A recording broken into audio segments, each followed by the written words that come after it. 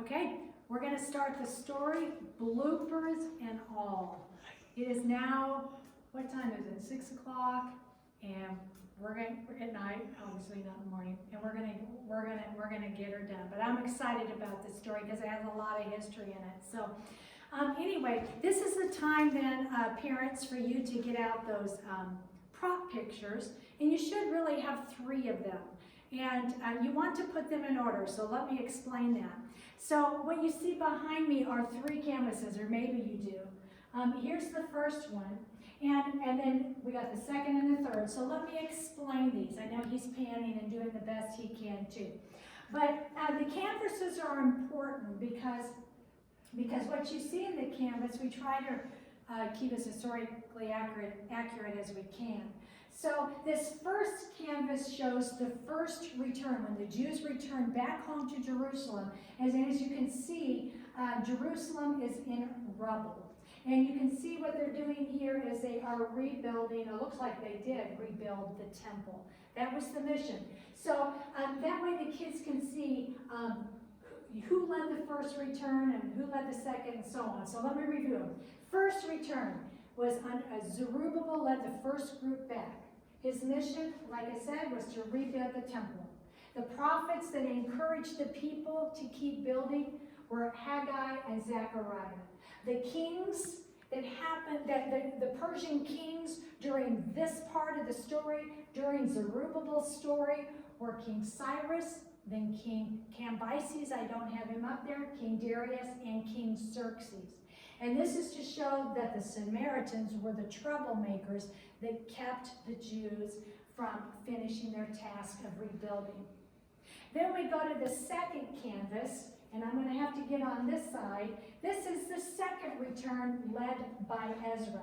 And as you can see by the pictures, the temple is rebuilt, and here he is right here. You notice he's bigger than life, talking to the people, teaching the people, rebuilding the people. That was his mission, to rebuild the people spiritually.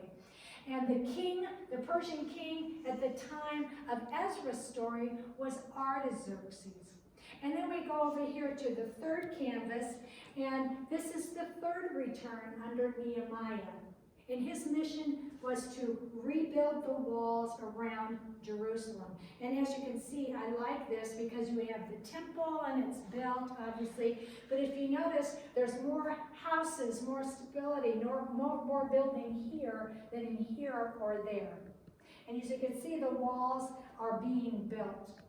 And then God uses the prophet Malachi to encourage the people to keep building the wall. And then the king during Nehemiah's story is King Artaxerxes, the same one. And as you can see here, the Samaritans will be troublemakers again during the story of Nehemiah. But it's that way that if you have that in front of the kids, then hopefully that'll help them keep things straight in their heads. I like to use for them to see things, not just hear them. Over here is our Persian throne room, and what I want you to see up here are the 5 kings in which are included in the story of Nehemiah and Ezra and Nehemiah. And they are Cyrus the Great, and then his son Cambyses, and then Darius the Great, and then his son Xerxes, and his name Artaxerxes. Right up there by Cyrus the Great is his decree. You will hear about that, his law, in which he will allow people to go home. I want the kids to be able to see who said that, which king that belongs to, who allowed the Jews to return back home. And then right here is the Battle of Marathon. Remember, and you're going to hear more about that story, but you heard about some of it. Well, no, you haven't heard about it in the PowerPoint yet, but you will hear about it. And then Phidippides, and these stories take place during the reign of Darius the Great. So here are the visuals that the kids, when they're here, they're able to see. So anyway, hopefully that'll help, and hopefully the pictures will help. So now let's see if I can get myself sat down here without knocking over the table, and we'll get started.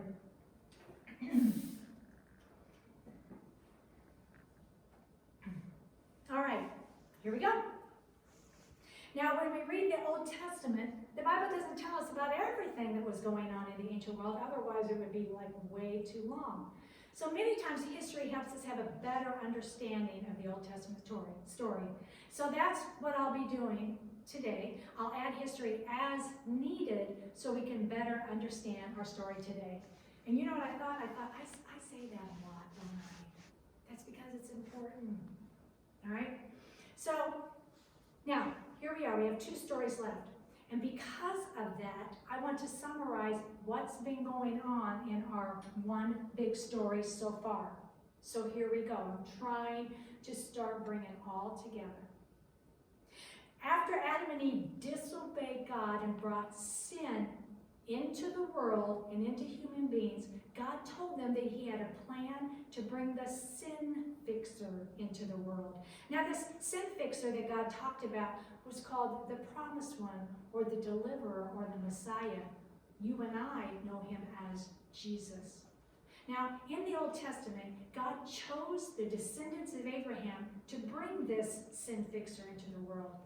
In the Bible, Abraham's descendants are called the Hebrews, or the Israelites, or the Jews, or God's chosen people. All these names refer to the same people.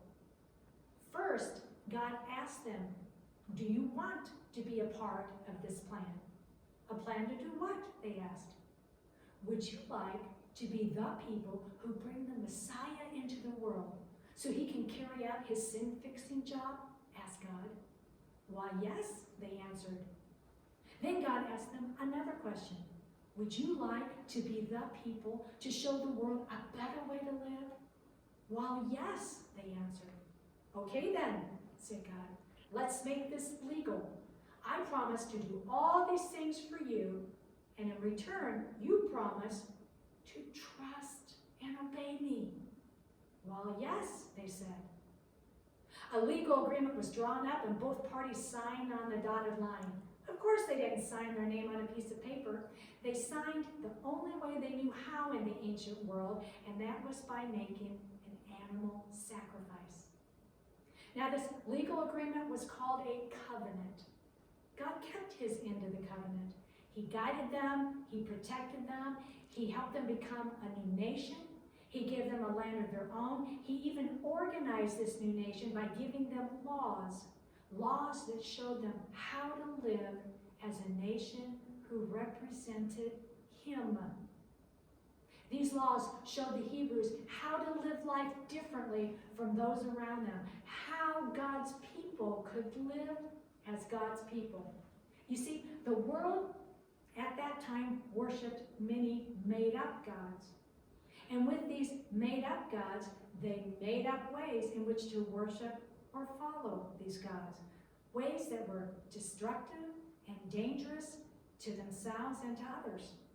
For example, a part of worshiping these gods was like exhibiting wild, drunken, out-of-control behavior, drug use, sexual sin, human sacrifices, and even burning their children alive in order to get favors from these made-up gods.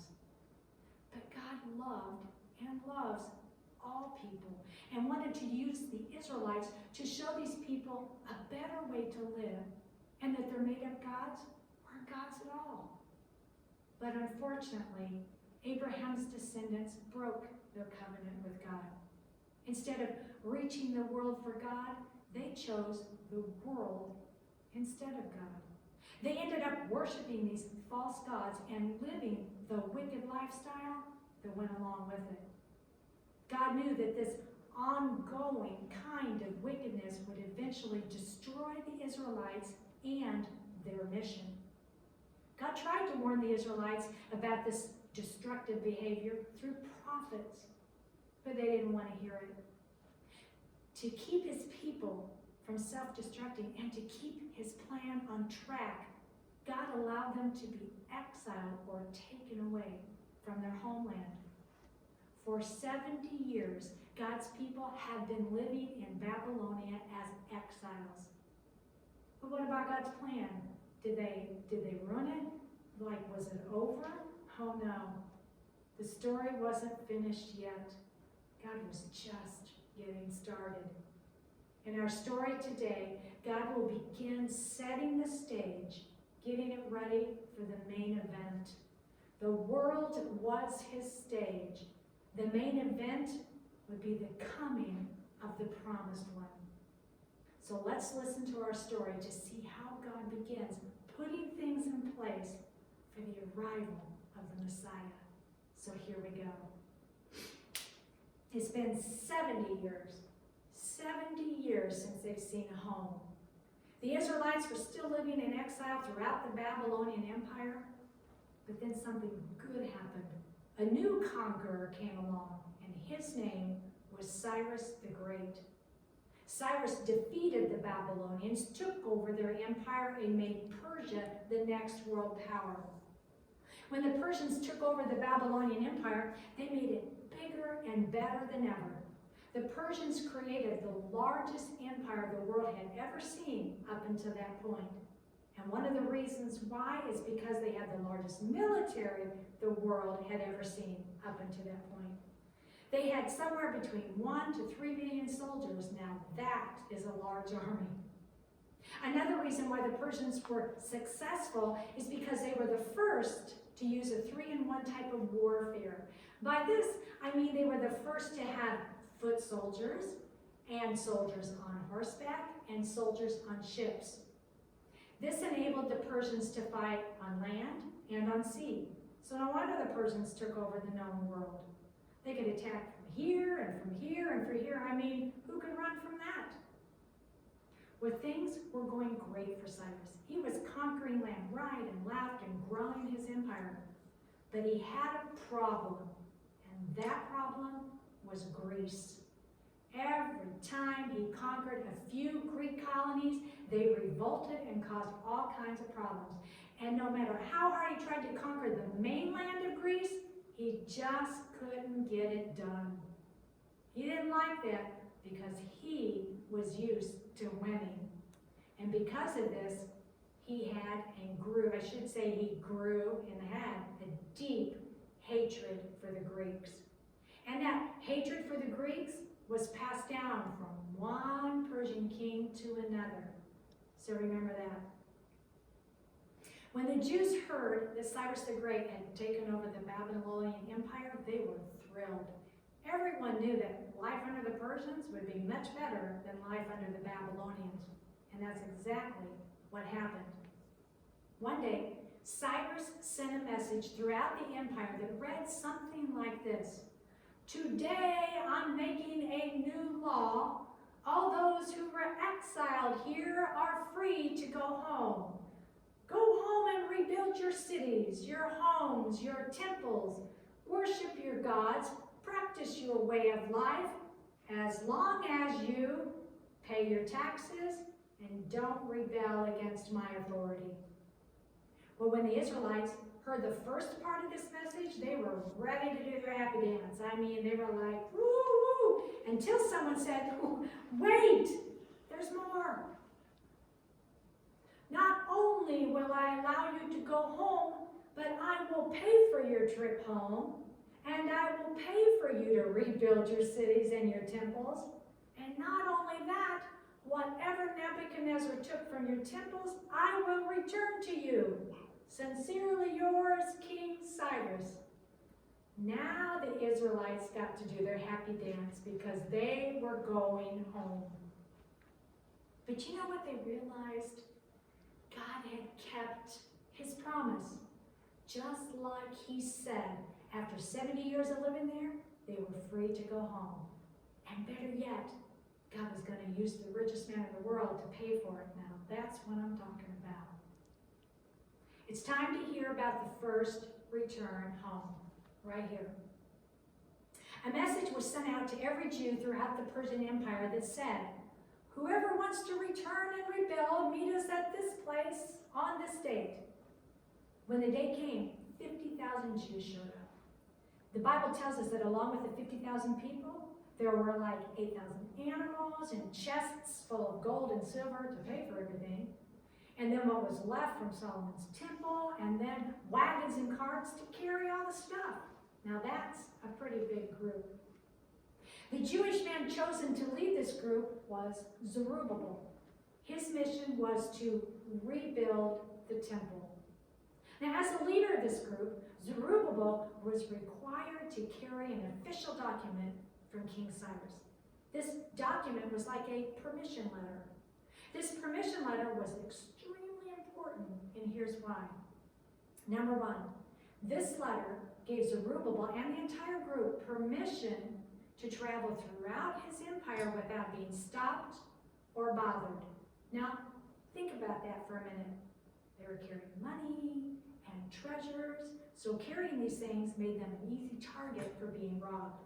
But this letter said, if you rob them, you die. So nice letter to have. And number two, this letter let others know that Zerubbabel was in charge. So don't mess with him or you'll have to answer to King Cyrus. And number three, this letter would let the people already living in Judah know that Zerubbabel had permission to resettle the land and rebuild the temple. So this was an important letter. I wouldn't want to lose that letter. So everything was in place. The group was ready to go, and off they went. 4 months later, they arrived in Jerusalem, and what a mess here. Jerusalem, the capital of Judah, was a big pile of rubble. All that was left was the charred remains of a once beautiful city. It was obvious they had plenty of work ahead of them. First, everyone scattered to their hometowns to find homes to live in. Okay, that makes sense. Now, after everyone had settled in, the people met back in Jerusalem to begin cleaning up the mess. As they were clearing away the rubble, they got excited when they found the foundation of where Solomon's temple once stood. Then they found what was left of the sacrificial altar. Do you guys remember that? Once they cleared away the rubble, the first thing they did was build a new sacrificial altar over the same spot where the old altar once stood.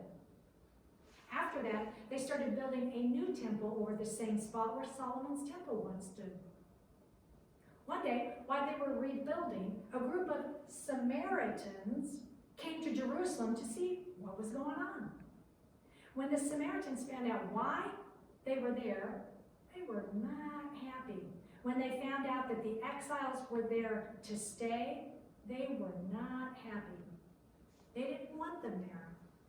So the Samaritans did everything they could to keep them from rebuilding. After years of harassment from the Samaritans, the people became discouraged and were ready to quit. That's when the prophets Haggai and Zechariah came on the scene. They told the people, don't quit. Stop listening to those troublemakers. Keep building. You can do this. So they kept rebuilding. Now during this time, Cyrus the Great died and his son Cambyses became the next Persian king. When the Samaritans realized their plan wasn't working, they sent a letter to King Cambyses. And in this letter, they told all kinds of lies about the Jews. They even said that the Jews were rebelling against King Cambyses. When Cambyses received the letter, he was already up to his eyeballs in other messes around his empire. For example, he had marched 50,000 soldiers across the Sahara Desert, and now they were missing. He had just conquered Egypt and was still there, trying to maintain law and order within the land. And get this, and he had just received word that someone back home was trying to take his throne. So when King Cambyses got the letter from the Samaritans, he didn't have time to mess with it. So the Jews continued to build. But hang on a minute, there's more about Cambyses. Get this, on his trip back home to take care of the guy trying to take his throne, he accidentally stabbed himself in his leg and died from an infection. Carl's laughing. I'm like, what can I say? This poor guy couldn't get a break. But no worries. The guy who was trying to take the throne from him was assassinated by none other than Darius the Great. Remember him from the PowerPoint? That really cool guy. After the death of Cambyses, the Samaritans wrote another letter. This time it was written to Darius the Great. But Darius didn't have time to address the letter because he had his own set of problems to deal with.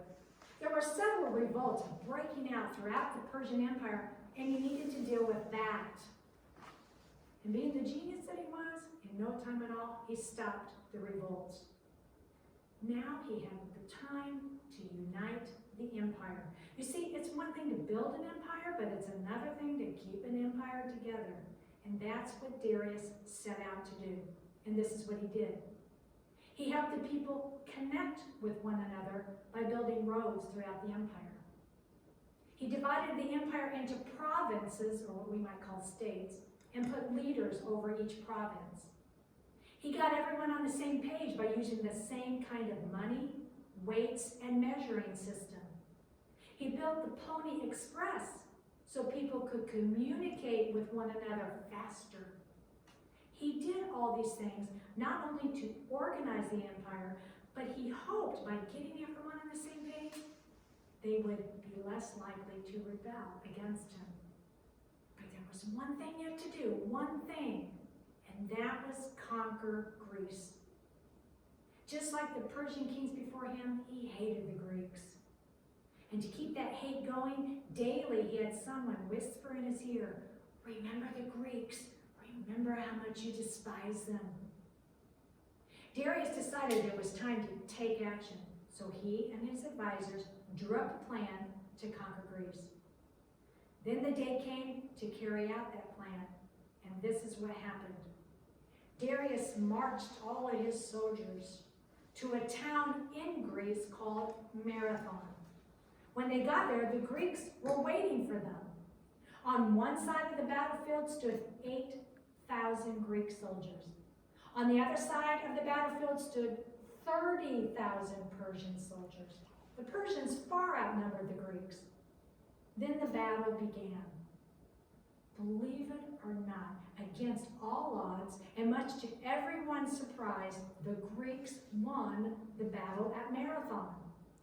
Oh my gosh, the Greeks were thrilled that they had beaten the mighty Persians. Then the Greeks told one of their soldiers named Phidippides, they told him this, "Hurry, run as fast as you can to Athens.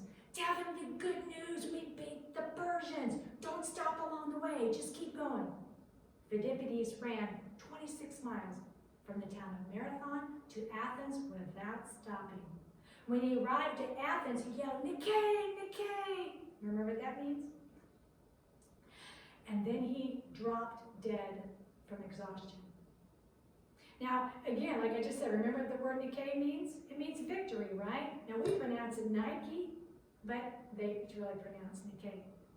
So after losing the battle at Marathon, the Persians, oh my gosh, they returned home absolutely defeated. They were like, couldn't believe it. And King Darius, he was shocked and humiliated. Now, eventually, things returned back to normal. And it's at this point that Darius read the letter from the Samaritans. After reading about the accusations against the Jews, he was like, seriously, how many more people are going to rebel against me? Fearful of another revolt, Darius sent a letter to the Jews that said, stop building, stop until I investigate the matter and settle this once and for all. So, all building came to a stop again. Now, while Darius was conducting his investigation, keep in mind that Persian kings could not break their own laws or any laws made by previous kings. So after going through all the old records, Darius found the original decree written by Cyrus the Great. In this decree, it said that Jews could return home, rebuild, and that no one could stop them. That settled it. Darius wrote a letter to the Samaritans that said, "The Jews have permission to rebuild. Do not stop them. If you do, I will take a beam from your house and hang you on it." Now you know what that means. It means that you'll be shish kebabbed, to tell you the truth. You'll be impaled on a pole.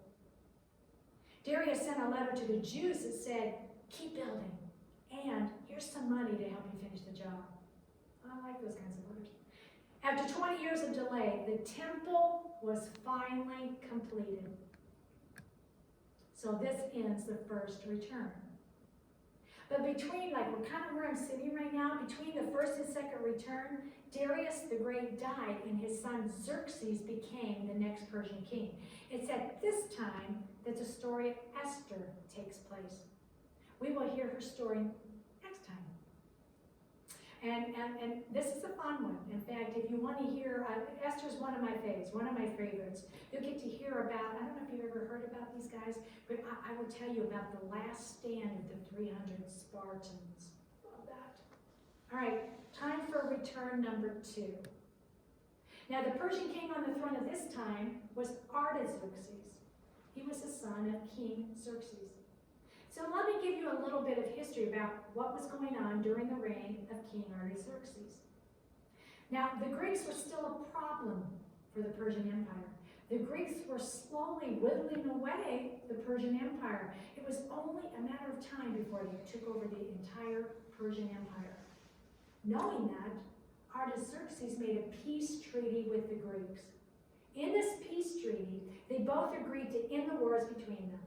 But this peace treaty had cost Artaxerxes dearly. As a part of this treaty, he had to give away a lot of land. And it's during this time that the second return takes place. As we look here at the backdrop. The second return, well, I already read that.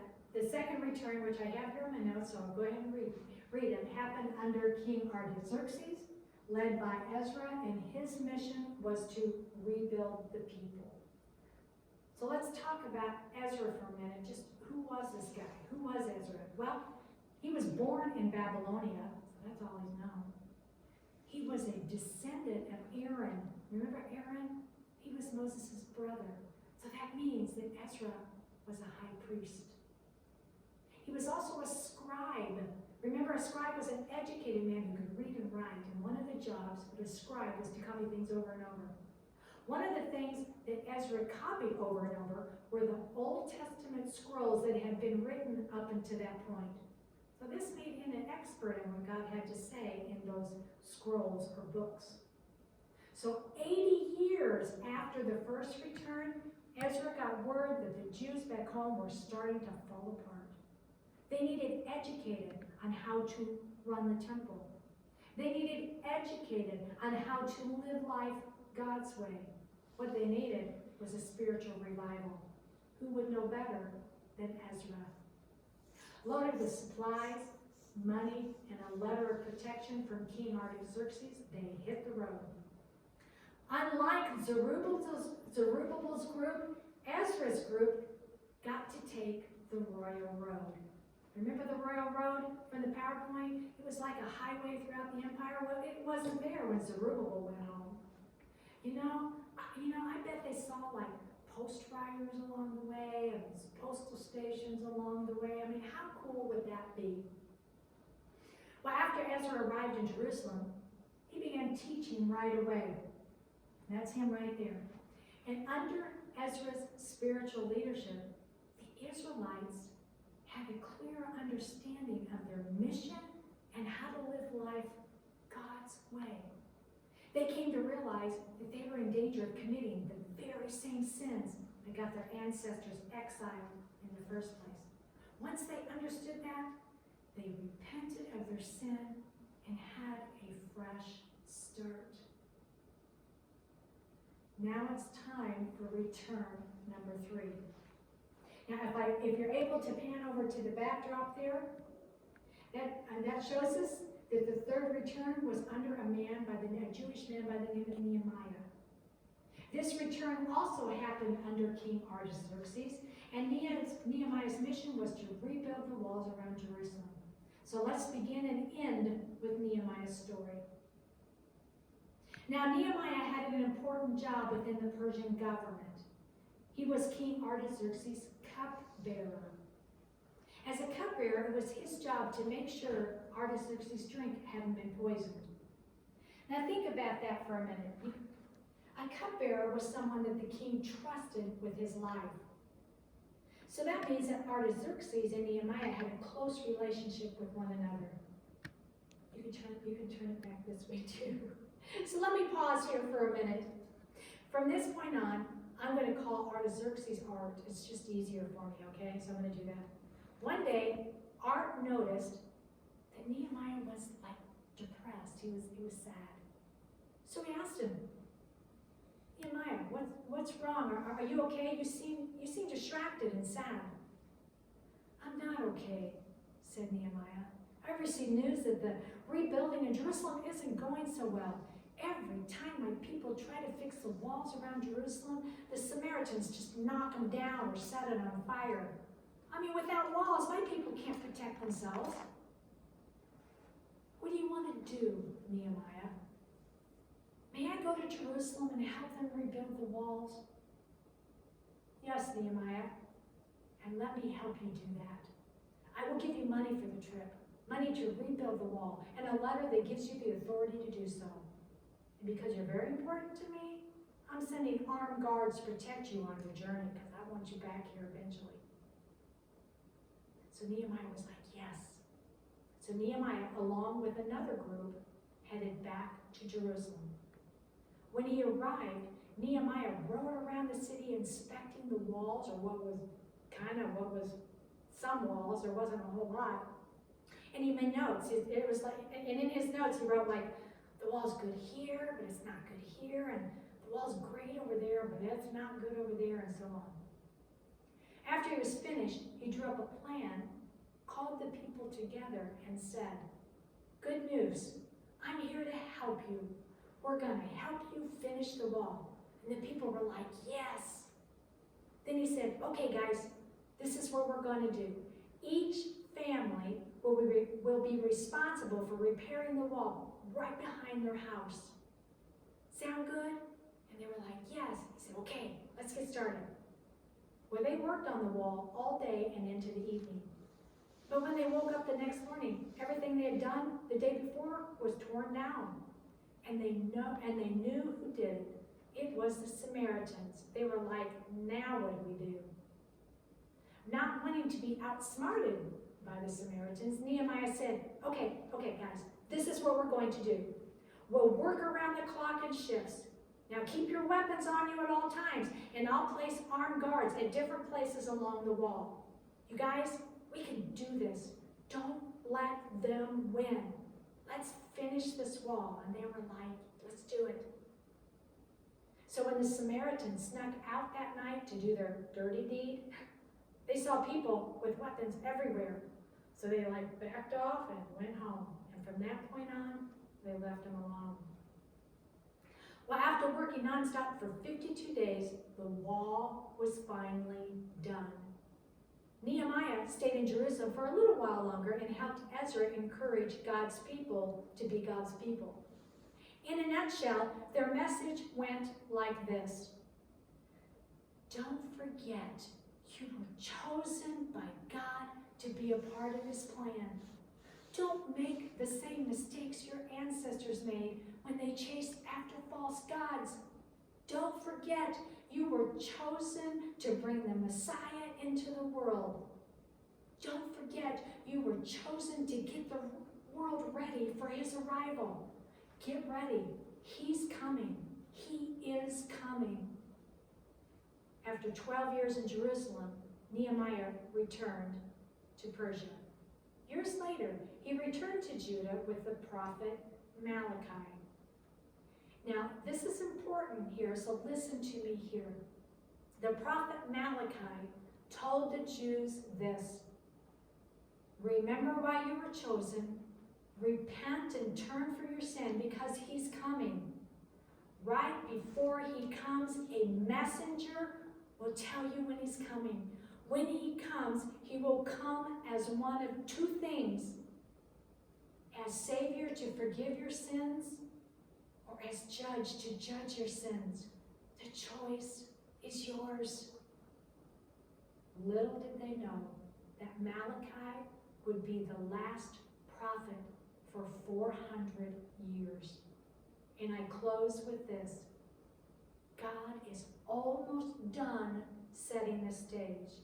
He used the Babylonians to get his people back on track to carry out their mission. He used the Persians to bring his people back home. He used the Persians' wealth to rebuild. He used the Persians to better connect people through roads and communication. But there are two props left. These props are the Greeks and the Romans. Once those two props, once God puts them in place and sets them in place, it's showtime. The lights will dim. The spotlight will turn on. The curtain will be drawn back.